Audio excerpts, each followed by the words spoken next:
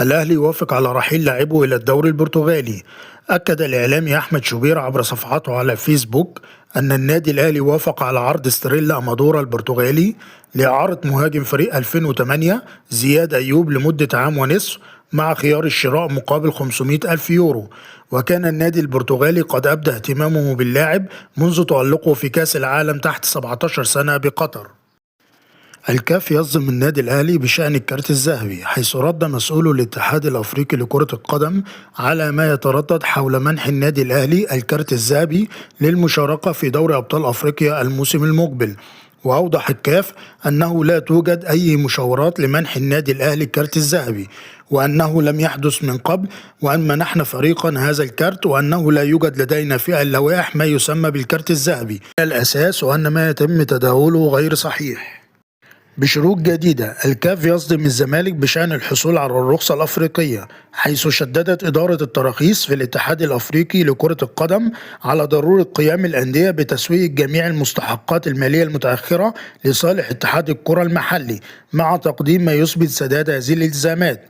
كما تضمنت التعليمات ضرورة معالجة أي مديونيات أو أحكام مالية صادرة عن الاتحاد الدولي لكرة القدم فيفا، سواء من خلال السداد الكامل أو التوصل إلى اتفاقات وجدولة مع الجهات المعنية.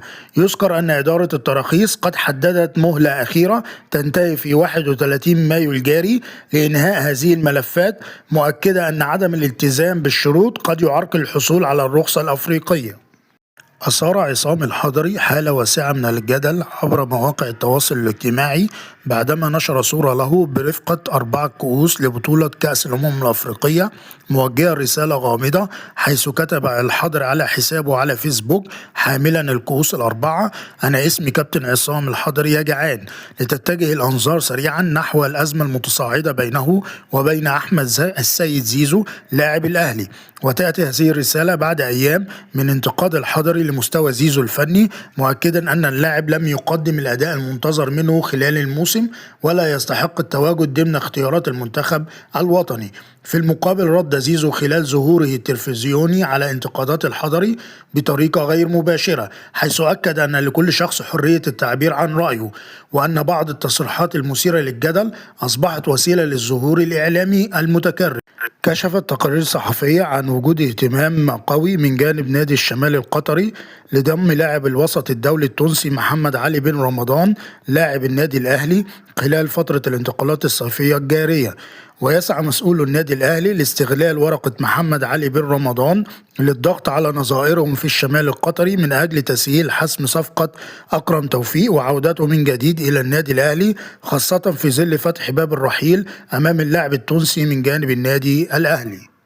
نفى مصدر مسؤول داخل قنوات بي إن سبورتس صحة التقارير التي تشير إلى انزعاج القناة واستيائها من عدم مشاركة الأهلي في بطولة دوري أبطال أفريقيا الموسم القادم. وأوضح المصدر أن الشبكة لا تتدخل إطلاقا في تفاصيل البطولات التي تمتلك حقوق بثها. وأوضح أن اهتمام الشبكة حاليا منصب على الاستعدادات الخاصة بنقل مونديال 2026. جوارديولا يعود إلى برشلونة بعد رحيله عن مانشستر سيتي.